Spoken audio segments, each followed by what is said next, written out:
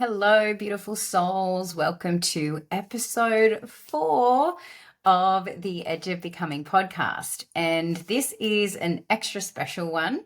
So I have a special guest today, and he is a beautiful soul with a wealth of wisdom on lots of topics. And I know that I could speak to him on all of those topics for hours, but today we are going to explore the concept of God, spirituality, as well as some practices that you can implement in your day-to-day life. So our special guest today is Sabri and Sabri does a number of really cool, amazing things. He has a sacred space, which is a community that really brings like-minded souls together and offers a whole bunch of teachings, meditation practice, journaling, lots of really amazing spiritual practices. He also does coaching with clients, and he also has a history in the martial arts. So he brings so much wisdom to the table that I'm really excited to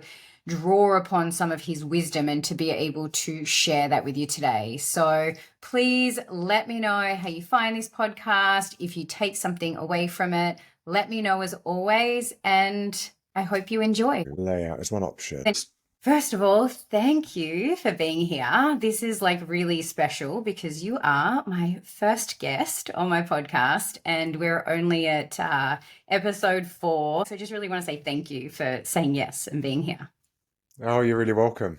Yeah, I'm glad. I'm glad I'm the first one and that we're doing this. And congratulations for starting. Yeah, I even you're saying yes and making it happen within like 24 hours, it just really made me think of my spiritual teacher who says when God is moving and energy wants to move through us, like we don't want to hold on to it. We want to kind of hear the call and go with it. So this feels totally in alignment with what I really wanted to talk to you about today, which there's lots of things, but one of them is about God and this like return to God, spirituality, and with people like yourself who you're in your 30s, you're cool, like you're out there in the world and you're like, God is good, God is cool. So yeah, that's what I'd really love us to chat about today.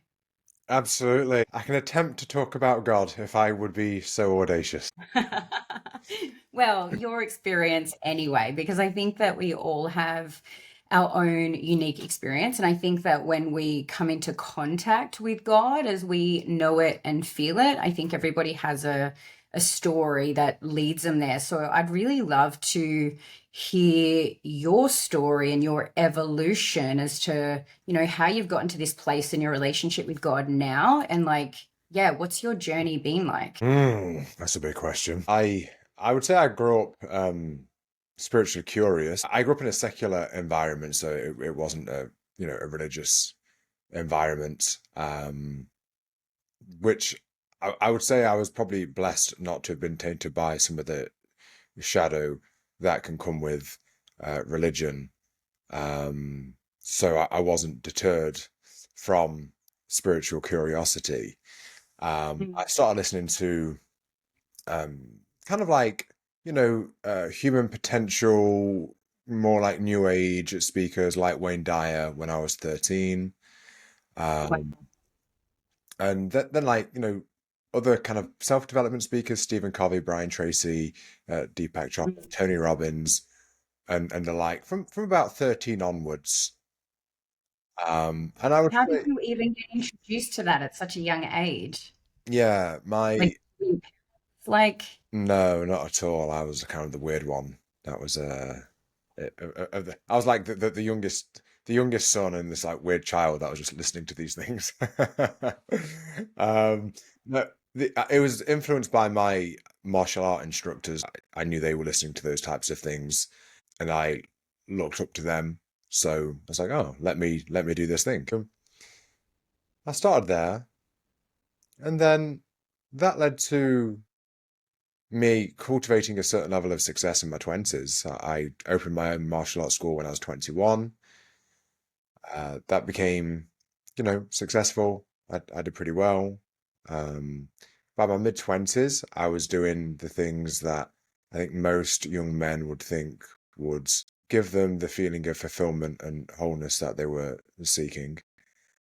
Mm. supercar. I was dating the attractive women. I'd competed in bodybuilding.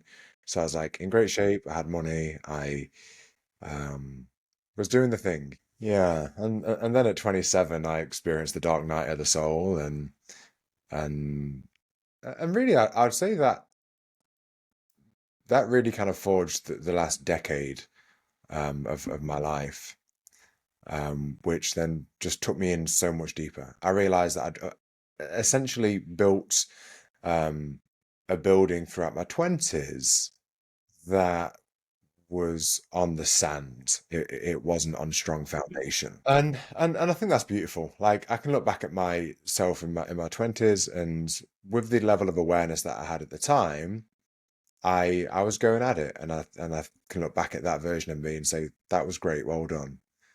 And then at 27, I realized, there's all these things that are deeper that I need to address.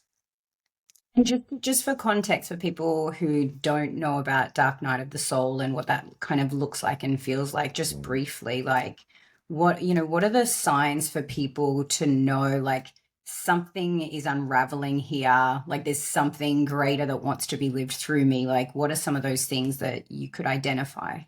Well, for me, it was one night in particular. I can remember it. I was at my girlfriend at the time, who became the mother of my daughter. I was at her house. She said something, and it's like I had this.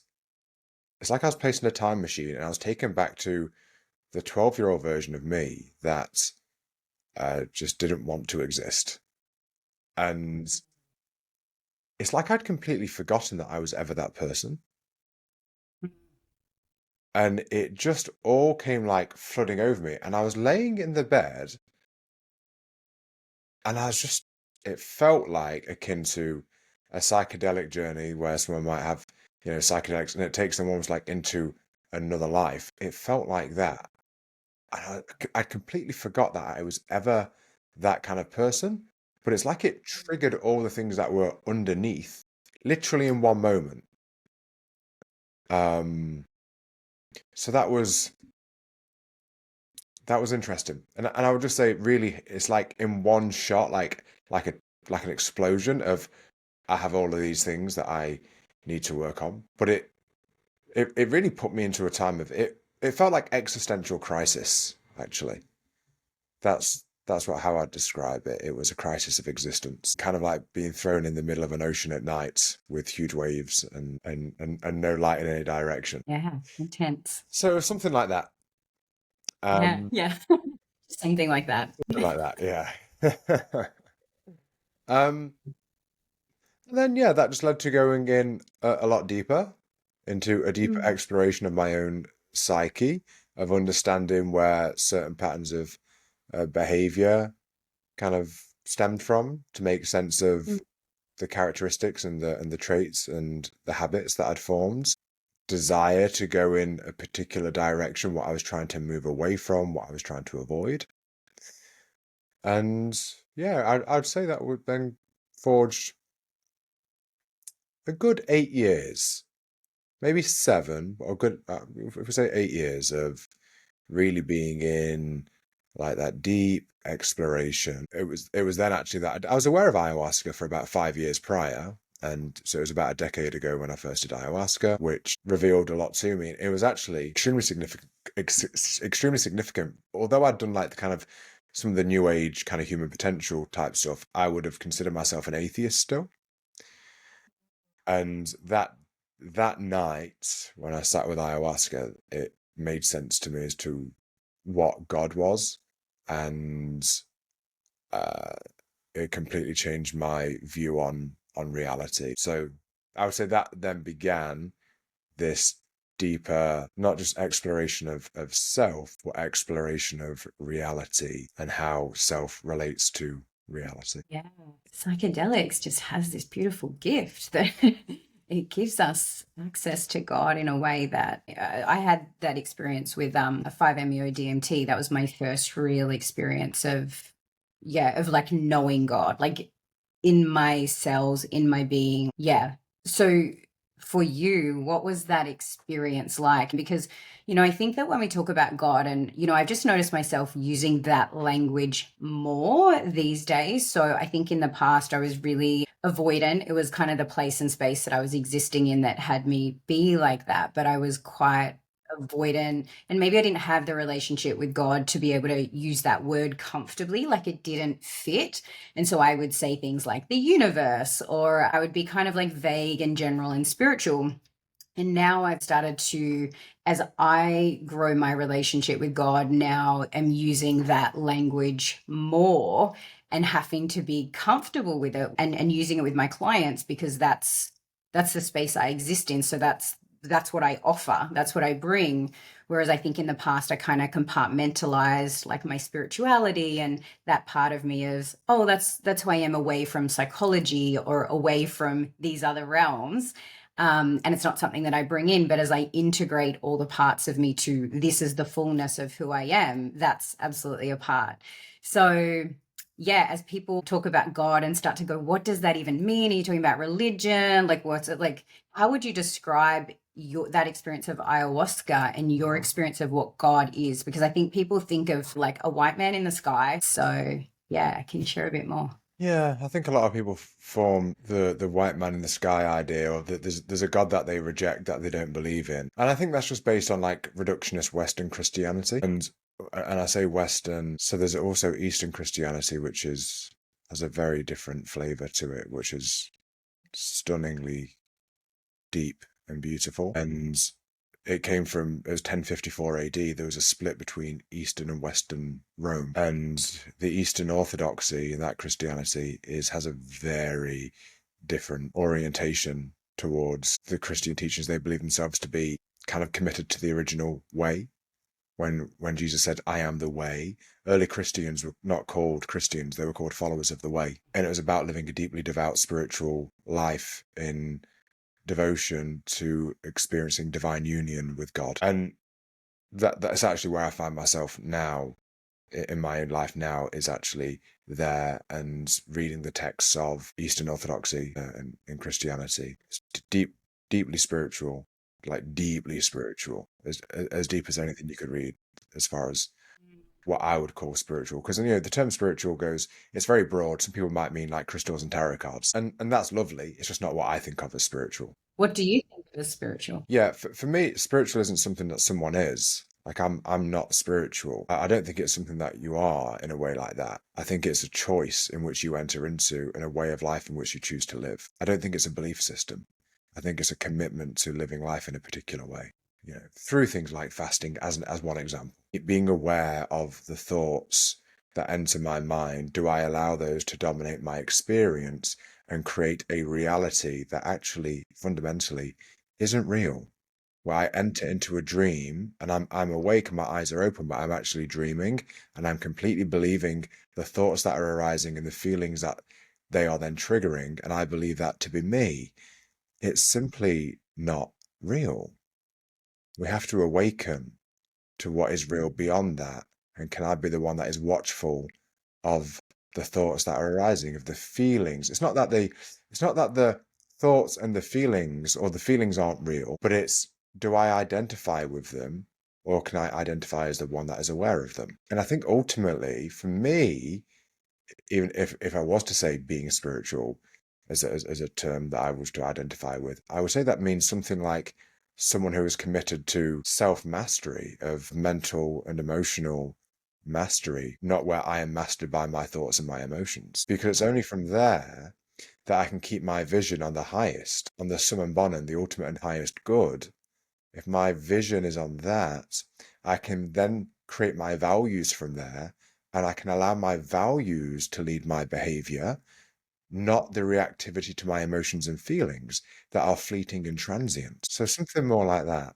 So, a lot of people that I work with would kind of know that just through the lens of mindfulness and becoming aware of like the observing self and watching the thoughts. That's how some of my clients might be able to relate on a really experiential level if they haven't really delved into spirituality. But when I hear you talk about the embodiment of like, this is the way I move through the world, it really reminds me of schema therapy, which is a kind of therapy that I practice, where we're not just looking at the thoughts and the emotions, but it's literally these patterns. It's everything, that it's all the facets of how I show up in the world. Like it's a full fullness. So that's what, when we refer to schemas, it embodies all of the things. So I just want to kind of rewind, because then I want to just explore a little bit more, like, what is the experience of God Yeah. and your connection with God feel like for you? Because, like, I think that when we get really heady and into the intellectual of it, it's like I can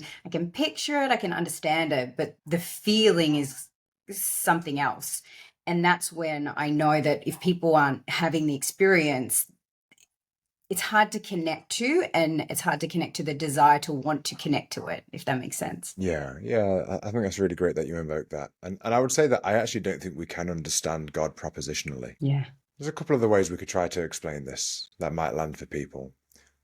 One, try to conceptualize and explain the proposition of laughter. It is not the same as laughing. Like, explaining laughter and laughing is not the same thing. And here's another one. Being able to conceptualize an orgasm is also not the same as having one. Definitely not.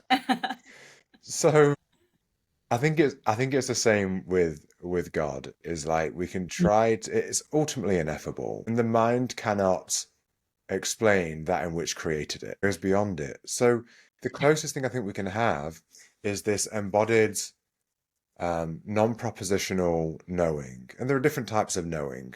Propositional is one type. But if we look at participation, we know we have a participatory knowing. And that, I believe, only comes through a devotional practice. Now, sometimes we can have, for example, we can go on we can have a psychedelic journey, and it can give us that participation, that participatory knowing, which is beautiful. But then some people can then kind of get caught in the loop of using psychedelics frequently to have these peak experiences, but then in between aren't in the devotion of learning to know that divinity that moves through them. So I actually now want to try to answer your question on what's the experience of it. So let me say something like, if I was to try to put my understanding of God into words in some way, it would be something like the inexhaustible fount of intelligibility and the source of goodness, truth, and beauty, the emanating source of all life, that at the source of it is good, is true, is beautiful, and then to know that that actually flows through me. And if I go into my body, I can locate the felt experience of the goodness, truth, and beauty that exists within, and that wants to emanate through me as love, as joy, as peace, as pleasure, as awe, as wonder, as delight. When I find that truth that is within, it's the truth that sets me free. I become aware of the thoughts that might cause stress or anxiety or melancholy, that they are thoughts and they are not the truth of what I am. And sometimes we can identify with the idea of who, these characteristics. But if I instead stop looking for the who and I look for the what, I actually start to become aware of this goodness, truth, and beauty that is inherent within me. And as I start to locate that, I start to locate more of the essence of the divine. And there's a reciprocal opening that as I open to discover that which exists within me, I then start to have the eyes to see that all around me. I then have the eyes to see that in you. I can then see you as that emanating source of goodness, truth, and beauty, which came from the one emanating source of goodness, truth, and beauty. And I can then start to realize that there's actually no way, just like there's actually no way in which I could possibly explain the idea of God. It's three letters, but if we were to say something more like an infinite fount of intelligibility and the source of goodness, truth, and beauty, we start to understand how that becomes a little bit harder to be able to just consider what that is intellectually. That moves through all life, all time, always has, always will. But if I know that we all came from that, I can then start to look at you and understand that there's actually an infinite source of goodness, truth, and beauty that emanates from you. And I could also never actually put that into words. So at which point I get to see you as a mystery. I get to see myself as a mystery. And, one of my teachers, John Baveki, said something so beautiful on a call recently. We were talking about presence. And he was saying there's a word anamorphic, which is used in art. And that can be, for example, if you look at art from one angle, it can look distorted. But if you move to a different perspective, it actually changes and it all makes sense and you can see the art that's there. So that's anamorphic art. And he was saying that when your partner says to you, be present, he said, really what she's saying is treat me like a piece of art. Be willing to shift your perspective to see the art that I am, to see the Mm, beauty, to see that goodness, mm, truth, and beauty. So then from there, the idea of presence is, mm, can I let go of my preconceived ideas? Can I, and the mm, brain is a predictive machine. It's always trying to predict, but can I balance out my prediction with presence? Can I let go of my predictions of you? mm. And instead, can I be willing to shift my perspective to treat you as an anamorphic piece of art? That if I look this way, it's like, there's the beauty. Because that beauty emanates from all of us. So then we look Yeah. at the world through this hermeneutic lens, the hermeneutics of beauty. I'm looking for the beauty. Mm, mm. And I actually, I love that. yeah. And for me, that's what creating a relationship with God is. It's, can I see the Mm, goodness, truth, and beauty in me, in you, mm, in life, and in the source of life? That's the cultivation of my personal relationship with God, is I learn to see through the hermeneutic lens of beauty. I'm looking for beauty all around me. And when I can see that, how can I not love that? Then we yeah. learn to love. And the problem is with the word love is we reduce it to one word. Of course, the Greeks had 7 words for love. There's different types of love, but if we move towards the Christ archetype of agape, Jesus was, I believe, was the archetype of agape, which is unconditional love, which is, can I see beyond the surface of this person's behaviors and can I know the depth of what they are? Can I locate the goodness, truth, and beauty that is inherent within them? Can I be willing to shift my perspective to find that and to love? Oh, I feel like I've just had a sermon. So beautiful. I can really, I can feel it in my body. That's how I connect to people. It's like, I can feel what you're saying. And when you describe it in such a way, I think it hopefully gives people watching this an experience of that, because I suppose, as you say, it's ineffable, but that's one of the pathways that we can follow to have the experience is through the languaging and through the imagery. Yeah. And how about for you? Like how's your experience of the divine? How do you experience? Yeah, I experience God in my every waking minute these days. Just like you, I think, my first few podcast episodes have really been about the journey of the breakdown before the breakthrough. And the podcast is The Edge of Becoming, because so many people that I work with and my predominant experiences have been the transformation and the transition into another iteration of ourselves. And for me, it was in the darkest of times that I called upon God and deeply surrendered.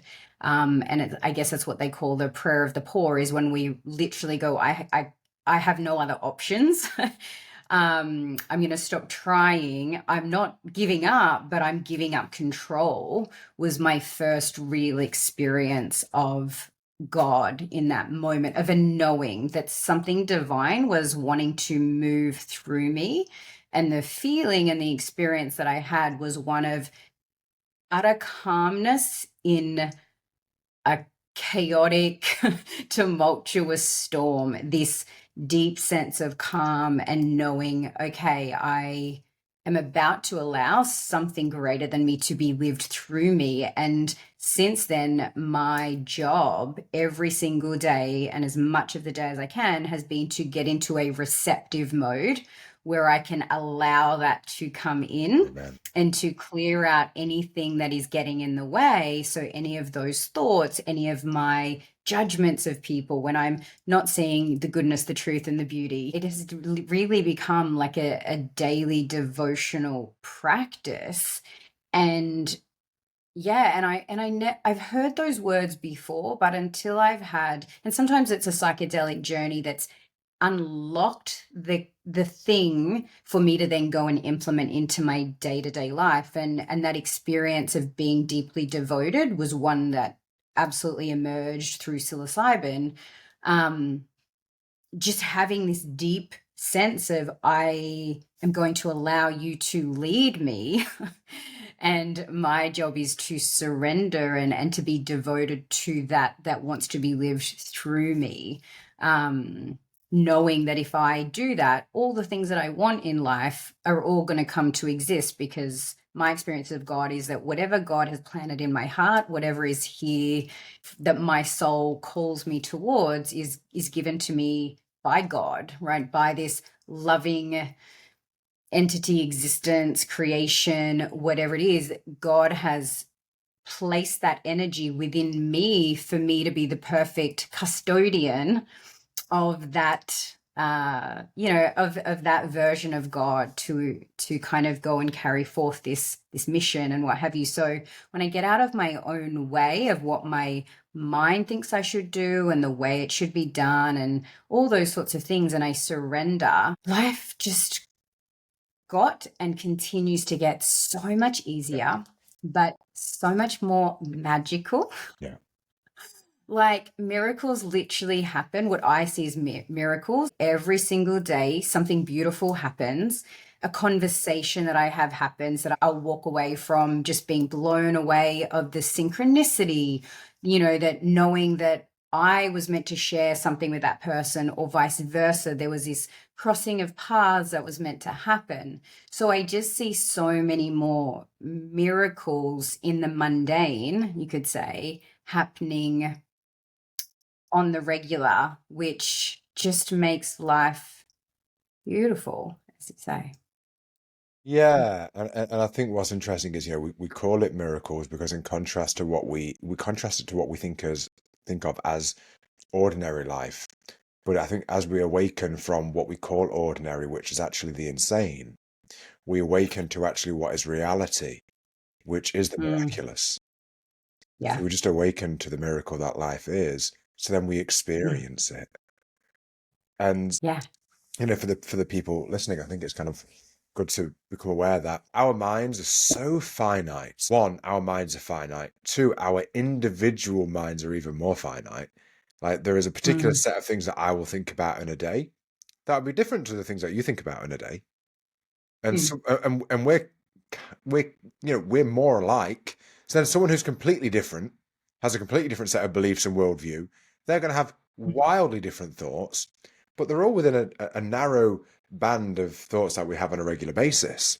And I think the beautiful thing about, you mentioned, actually, I can't remember the words that you said, but what the energy and the feeling I got from it was really about a surrender. And you said about getting out of your own way. Our thoughts are the thing that get in the way, and it's the thoughts that I know. And uh, one of the things that I've found, Shannon, that to be, I really believe I believe the cultivation of virtues are really important. Again, I think that's actually part of living a spiritual life, is that we actually cultivate virtues, character traits, that so it's not just states, it's actual traits that change how we move through life. And I believe the cultivation of humility and faith, those two things, are some of the most powerful and profound virtues we can cultivate. Because when I cultivate humility, I can enter into that I don't know. I don't know what this means. And the liberation that we experience of letting go, of thinking that I am meant to know or should know or need to know, is incredible. The mind is always grasping to know, because it allows for a what I would call a pseudo comfort. I think I know, so I can then soothe myself to think everything's okay. I don't really know. Now, I don't know with nothing else can create a whole lot of entropy and uncertainty. That's why it has to be coupled with faith.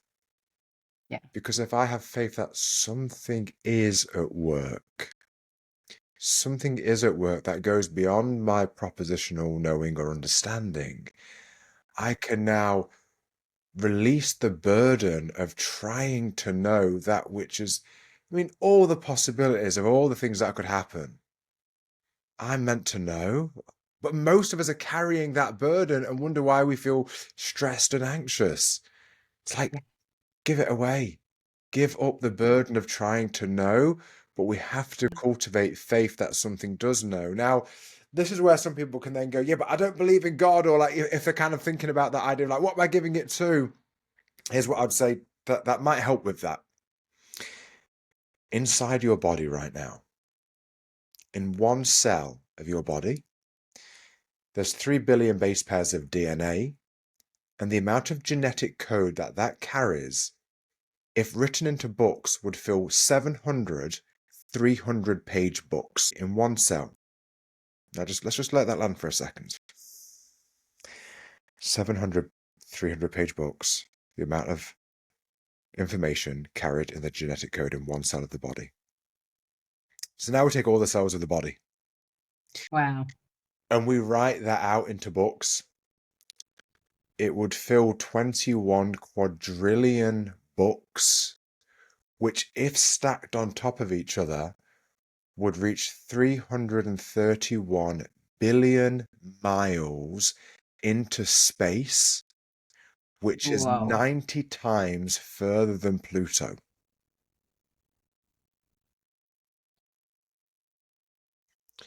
All of What that the? is operating right now without your Mm, knowing. mm, mm. You don't need to know, and it's all happening for you. Exactly. So even Yeah. if you can't place your faith in something out there, all we have to become aware of is what's actually going on in here Mm. without your mind needing to predict any of it. It's Absolutely. happening. I Yeah. believe that is a wonderful starting point to start to cultivate faith, is just that Mm. realization, because it's not out there. It's not make believe. It's happening right now, and it's you. And you can't even comprehend you. I can't comprehend what's going on in there. Yeah. So if we understand that I can't even comprehend myself. I don't like, how am I going to try to comprehend God? Oh, that really puts it into perspective, right? Yeah. I love that. I love that. Yeah, and I think, as you were kind of talking about this, like surrendering with faith, I think that that's where the daily practices are so important to then tune into, well, how do I follow? For me, it was like, okay, I'm going to surrender and I'm going to follow, but how do I know? And I think this is where, when we really connect and clear out the clutter, it's like we can feel when this feels in alignment. And if I follow that thread when it's given to me, or when I let that one go because it doesn't feel right, that's where I see it as a real daily practice to really tune into your body to feel when you're in alignment, so that as we hand things over to God and we have faith, we also have faith that we're going to receive the guidance that we require.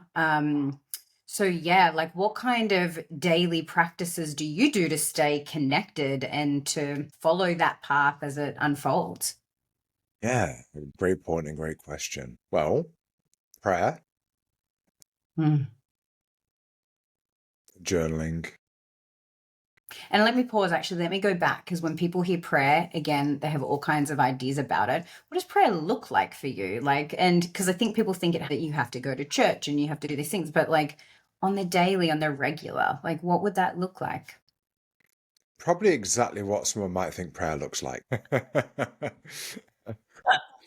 So it's actually not something that will be like completely different. No, it's kind of exactly what you imagine prayer to be. But really, it's if I enter into a genuine ask, Mm, and it's not, I'm not talking about a cosmic vending machine.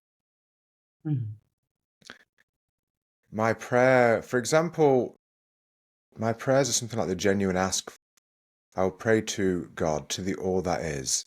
God, give me the eyes to see your divine plan. Give me the ears to hear your desire. Give me the mm, faith to fill my heart so I can walk confidently through life and not in fear.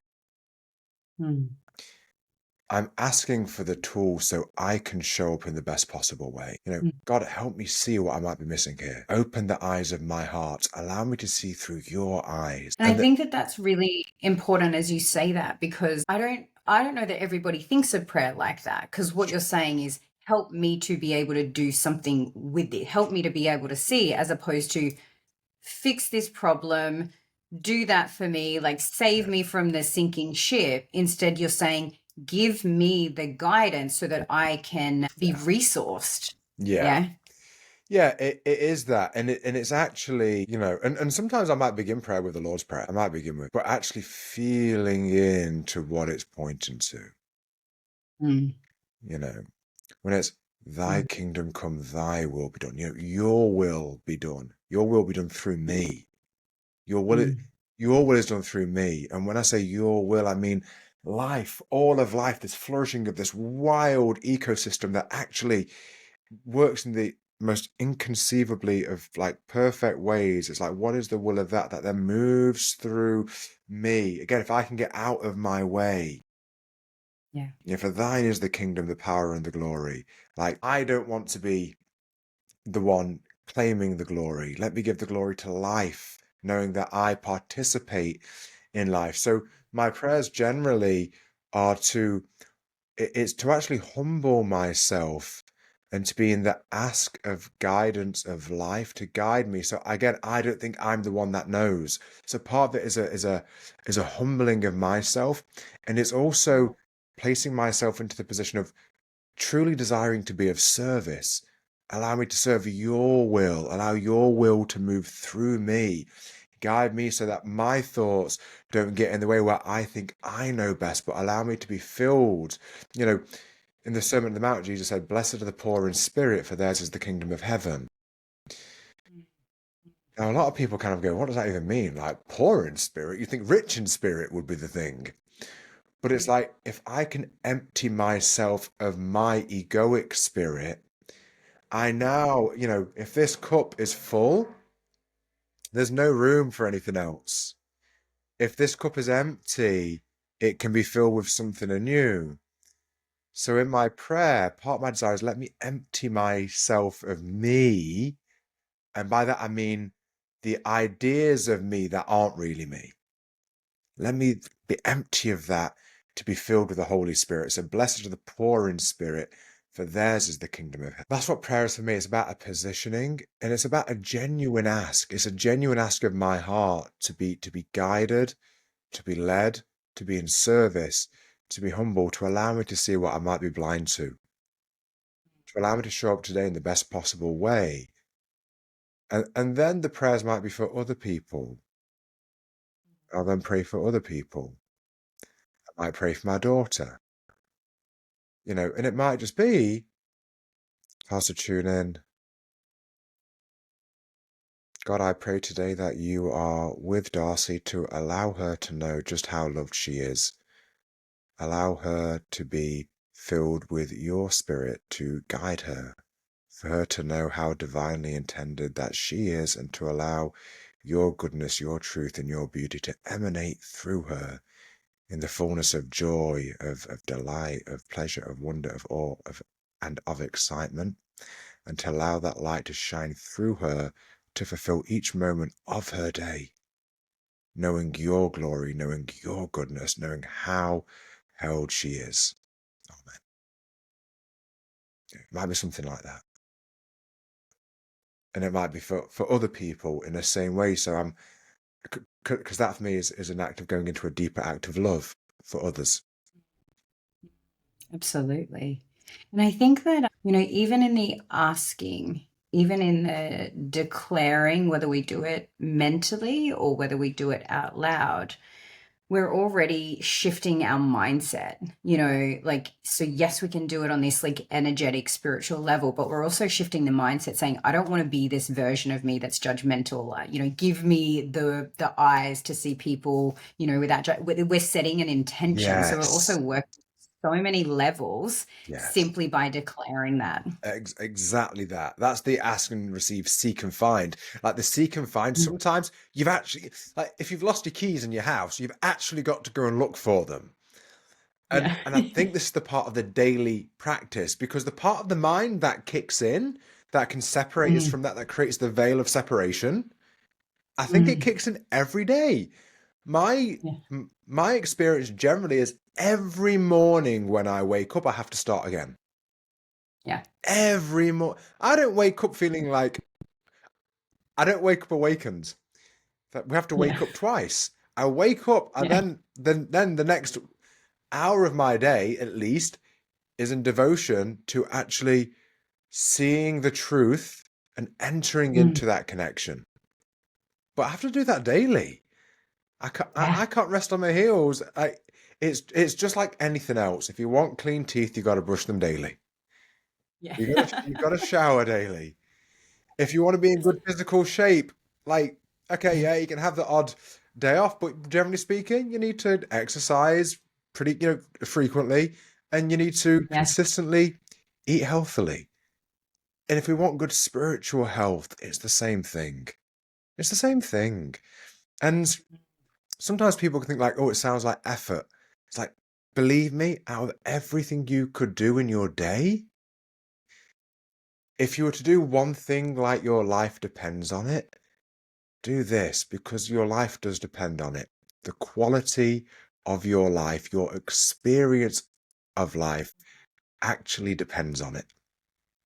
Yes, I'm the same. It's a morning thing. So I will go to the gym, and because I've created space when I go to the gym where I might listen to a podcast, and this started like many years ago. I just started walking in the mornings on the treadmill, and while I would do it, I didn't realize I was actually saying a prayer. I didn't realize I was asking for something, but I was like, my everything in my being was like, life has got to be different than this. It was like permeating through every like cell of my being. And so I would go and get on the treadmill, and I would just listen to a podcast, and it could be anything. It could be psychologically related, it could have been astrologically related. And then what started happening is just random videos just would show up, or that wouldn't work. Like the podcast wouldn't work. So I'd be like, oh, I'll go and listen to an audiobook. And it was exactly the thing that I needed to hear. And one of my spiritual teachers is like, when we create these spaces, these pockets, again, when we're more in that receptive space, like we get used to that. Like our soul, our spirit, it gets used to that. And so I kind of just kept creating this routine where I was like, what do I need to hear today? Like how do I need to start my day off? And it was like, sometimes I would go there knowing, and sometimes I was like, I don't know. And the perfect thing would show up like without fail. It got weird and wild because it just was this constant thing. And so now I have this practice where like I will go to the gym, and I often listen to podcasts, and because I just want to sometimes I just flood my mind with the things that I want it to hear. So because sometimes music, I feel like the energy of music impacts on me. Sometimes I'll hear words that just don't resonate. So I put on things that lift my vibration, especially if my vibration is down.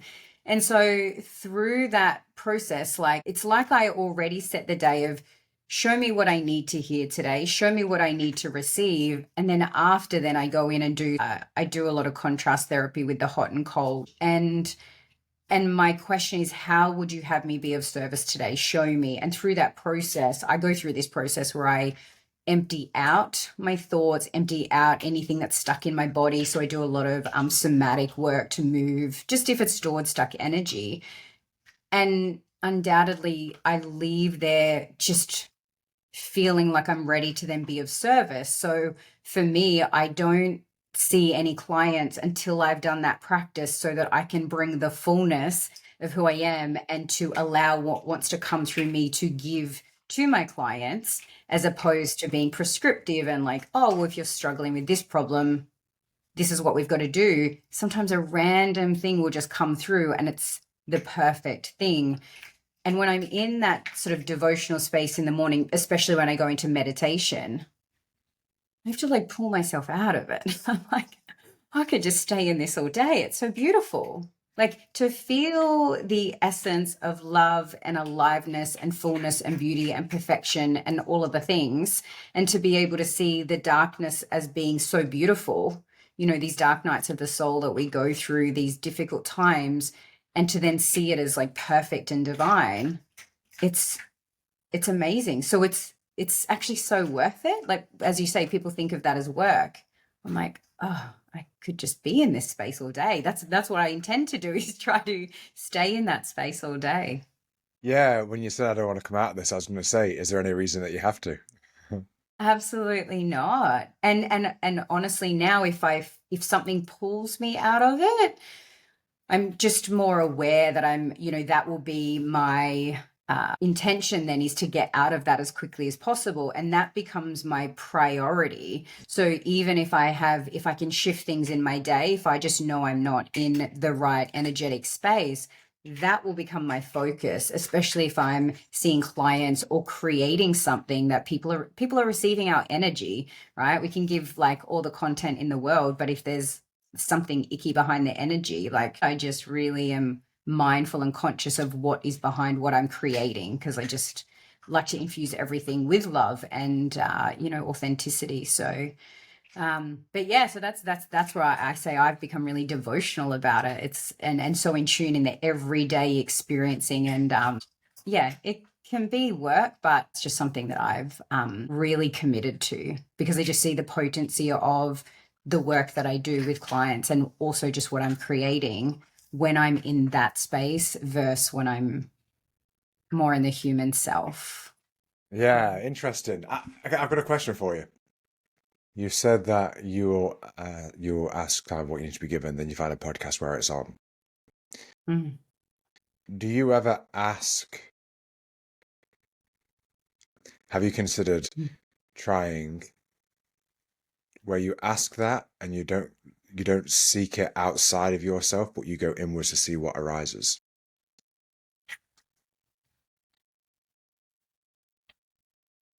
In meditation, I do that. But when I'm listening to a podcast, no, I haven't ever tried that.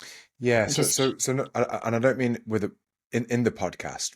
When you said each day you'll mm, ask, and then you'll find something that's the right thing that speaks to you. Have you tried mm, sitting, and I'd actually say with paper and pen, so in a journaling mm, place where you ask, mm, God, what is it that I need to see today? And mm. then just see what comes through. Have you ever tried that? No, but I will. Okay. So those books on the bottom shelf, they're all full of writing from that place. Wow. Wow. Now, when I write like that, sometimes I have no idea what's going to come up, Mm, and it just comes through. mm, So that, I believe, is when we start to then discover the innate wisdom of the divine that exists within us. mm.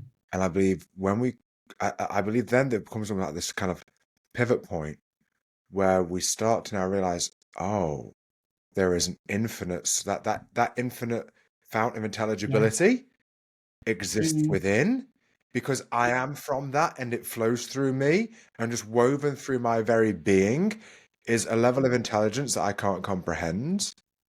And I start to ask that to reveal itself if mm, I'm willing to look for it within.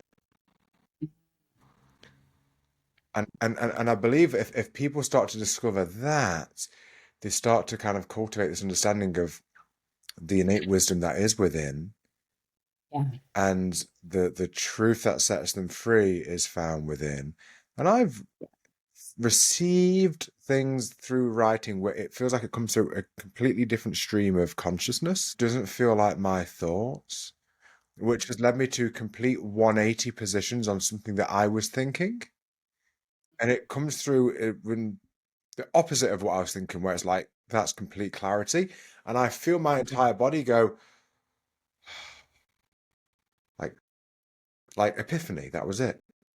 Or there's a term which is theophany, which is the revealing of the sacred. So yeah, just with you saying that, I just felt like, oh, let me just suggest this because I sense that it allows for another dimension of Yeah. revelation of the sacredness Yeah. that exists within. Yeah. And it's something that I, talk a lot to my clients about is actually like tuning within to find everything. So yeah, I didn't realize that I was looking without. So I will give that a go. I'll let you know. Thank you. Yeah. Do I think it's just I think it's special. So maybe last thing I'll say on I mentioned prayer. I then journal like that. So I've not missed a day this year. And I write from that place. Actually, before I write from that place, I kind of get a few bits that I first of all write down three things that move me based on yesterday, three things that move me closer to God. And sometimes I'll change the word. I'll write God, or I'll write oneness, or I'll write the one, just because even myself, even as I use the term God, sometimes it can sneak in that I like just from old patterns of thought, this kind of old notion of God. Sometimes I'll just change it to what moved me closer to oneness, what moved me closer to the one. And so I'll sometimes just interchange the word, but just so it doesn't go off in a particular direction. And I write down three things yesterday that did that. Then I write down what three things move me further away, which actually that's confession.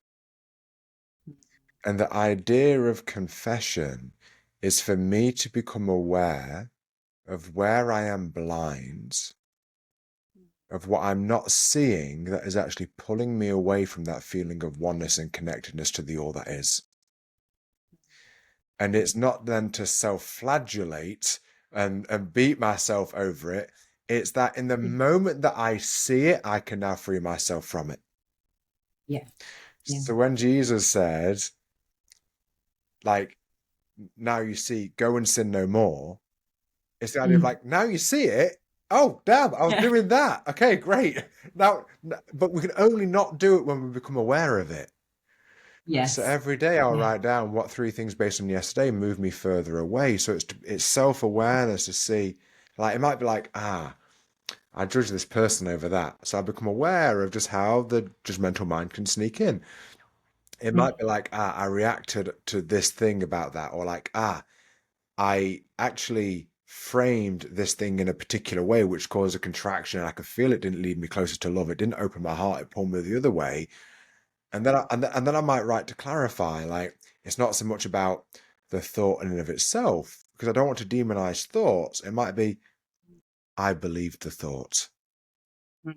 And then I clarify, thoughts are going to happen, emotions are going to happen. And I think one of the things that we can find in the quote unquote spiritual space is that we talk about things like ego and ego death and transcending the ego.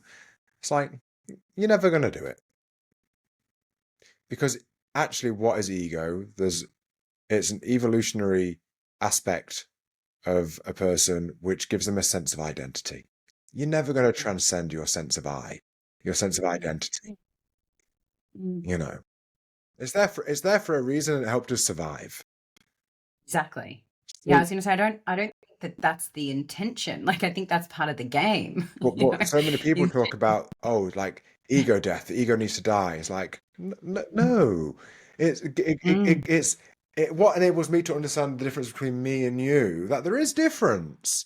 It's the reason when I go to school later to pick up my daughter, I take my daughter home and not a different child because I can tell the difference. So it's not about like that has to go. It's just, can I become aware? It's like Mm, inhaling is good. mm, If I mm. only inhale and don't exhale, problem. Yeah. We've got a Yeah. problem. Absolutely. And I think the ego definitely transforms. From my perspective, the intention is for it to continue to evolve, to be more in alignment, where we are in service, in devotion to God and of our purpose here. I think that's the evolution of it, which means just constantly balancing and recalibrating. But we also need that there are certain things that we need to be able to function in the human world. And without that, as you say, it would be a massive problem. So yeah, the work that I do with clients is really about how do we evolve that, and I think mindfulness, being aware of it, allows us to dissolve the parts that are not serving and to hopefully come up with alternative ways of moving through the world that serve us better. And then, then there'll be another challenge that comes up, and it's like, oh, there's where I fell prey to that same trap again of judgment. Or, okay, how can I be kind and compassionate and see myself the way that God would view me, with love, and allow that witnessing to help us to evolve, as opposed to trying to diminish it, to kill it, to be ruthless and aggressive, which is nothing like the Creator. If we are to be more like God as we move through the world, it's about being embodied with love, and judging ourselves in such a way is the complete contrast to that. Yeah, absolutely. And maybe this brings us kind of somewhat full circle to say something like, go back to what I say about what it is to be spiritual. It's about a commitment to a particular life. It's that idea of ego. When people talk about transcending that, I think they talk about transcending something that is just fundamentally lacking maturation. And they wanted to move away from this reactive thing that they haven't learned to actually evolve, where there's transformation and transcendence within their sense of self. And I believe that's the point of the spiritual life, is maturation of my Yes. sense of identity. So I'm no longer having the behavioral patterns of a 5-year-old. I now have cultivated wisdom and cultivated maturation of my actual character traits. And that, I believe, is what the idea of cultivation of virtue is. And a commitment to a spiritual life is about evolving and cortical maturation and actually becoming an adult in many ways, which we've lost that path. At one point, religion offered it. At one point, there was rites of passage, but we've lost all of those things. And for a lot of people, we actually don't have a path of maturation and the cultivation of wisdom. I believe that's what the spiritual life is about. It's not about abandoning the thing. It's about evolving the thing and learning how to actually mature all those parts, where now my sense of identity is one that is aimed towards this ultimate and highest good, aligned with the divine, that wants to be in service. If that's the identity I cultivate, that doesn't need to die. It's just a maturation for most people, I think, in most parts. And I think that's the idea for me of living a spiritual life. It's commitment to that. It's kind of the Piagetian decensoring, but as an adult, We should do it when we're 7, but maybe like most people need to learn it at 37.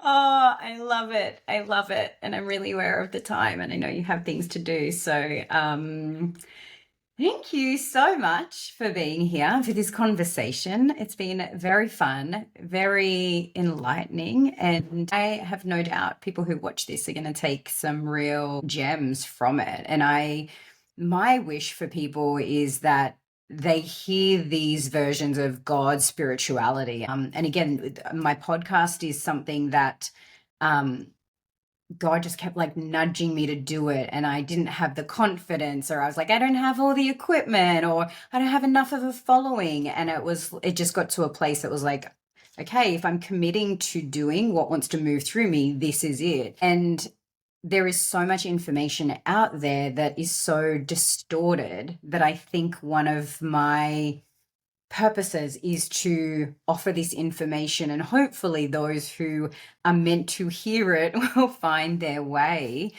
because when people understand life and spirituality and God through this lens, why would you not want to live life like this? Like, it gets to be so beautiful. Yeah, absolutely. And I think it's a great reason to do it. And if only, a handful of people hear it and it allows for insight that can lead to transformation, then it's absolutely worth it. Just before we Totally. finish, there's something I'd like to say, and I should have prefaced with this. I'm aware that where I am in my own life now, a lot of when I actually speak about God, actually it leans into like I there's a lot of religiosity within it. And Mm, at one time, mm, that wasn't my experience at all. It was much more what I would call something like New Age or contemporary kind of spiritual perspectives. mm, And I found that as I've just deepened in more and more, I see the mm. depth of what the original wisdom teachings of, for example, like Christianity were pointing to. I see the depth of what Yeah. Jesus of Nazareth was actually teaching, not from this just kind of like dogma, but from a way of living where, like, I truly believe when Jesus said, I am the way, the truth, and the life, it's like, what he actually embodied, the life he lived, and the example he led, I think actually is the way to experience divine union with God. And like, Yeah. and now I've just found in my own life. So I just want to say that I'm aware that I've spoke about things that actually might sound more religious, which for some people is a little bit off-putting. I came Yeah. from a very non-religious perspective. I actually found me Mm, now find myself in a place where I would actually call myself more probably religious than spiritual, but mm, not from what has been popularized as Western Christianity, kind of Protestantism or Catholicism, but this deeper, like, because religion actually meant comes from religio or religare, which mm, actually like ligare, like ligaments, connective tissue. It actually mm. means to reconnect, and that was Yeah. the original. That was the original point, is to reconnect. So just for anyone that might be kind of dancing with some of the stuff that I said that sounds more religious, it's actually coming from my journey that eventually led me to understanding what those deeper practices were pointing to, not to judge other people, because some people have turned off by like the judgment and the hellfire and the brimstone. Like, no, no, no, none of that. None of that. None of that. It's Yeah. like love, love, love. It's about opening my heart, trusting life, loving each other, loving myself, loving reality, and that's really Mm. what it for me it's about. Yeah. I love that. And thank you. And I think this is why it's so important. Follow your own path, because you'll get to where you need to get to. Like, you've gone on this journey. It reminds me of like The Alchemist. I love that book, and it's that fable of the boy that goes on the journey. And I think that's what we need to do, is if we can cultivate those practices just to go within and to be guided, you will find your own path and you'll come to these truths when you're ready and in divine timing. So but yeah, like they got it right. Like, this is the thing. I think these, practices, these rituals, these traditions, something I've come to see, and things about cliches, they're there for a reason. Yeah. And the reason why they haven't completely gone is because there's something in it that offers us a reconnection. It offers us a gift. So yeah, but thank you so much. So grateful that our paths have crossed. And yeah, how can people find you? I know you offer like coaching, you have a community. Like, how can people find you? Yeah, so Sabri Gazelle on Instagram. Maybe you can put that, a link in there. I had this community, the sacred space. For me, I think that I really believe is we have to reclaim and restore the sacred as an axiom of the human experience. Can we see ourselves as sacred, each other as sacred, life as sacred? And the calls that are in the sacred space is like 25 live calls a month, and it's through different colleges of practices, meditations, breath works, contemplations, prayer, all the things I spoke about really. People can access that for 14 days for free. They can kind of access all the things. And then, yeah, I Mm. offer one-to-one work, which really is about the cultivation of mental, emotional, and spiritual development, not just as a propositional understanding, but to really live it, to experience a deep shift in their own personal life, their family life, their work life, their physical life. It affects everything. So the best place is Instagram, and then from there you can find all the other things. Amazing. I'll make sure I put the link in the description. So once again, thank you Thank you, so Shannon. much, Sabri. Have an amazing day. You too. So, guys, I hope you really enjoyed today's podcast. I certainly did. If you would like to follow Sabri, his link is in the description box. You can reach out to him on Instagram if you feel called to. He is a divine soul. So if you have any questions or would like to explore any of the concepts we talked about today further, then I know he would love to hear from you. So thank you so much for tuning in again. Thank you for your support. If you got something out of this podcast, let me know in the comments. And of course, like and subscribe and all the things. It really helps the channel to grow. And with that said, I will see you on the next one.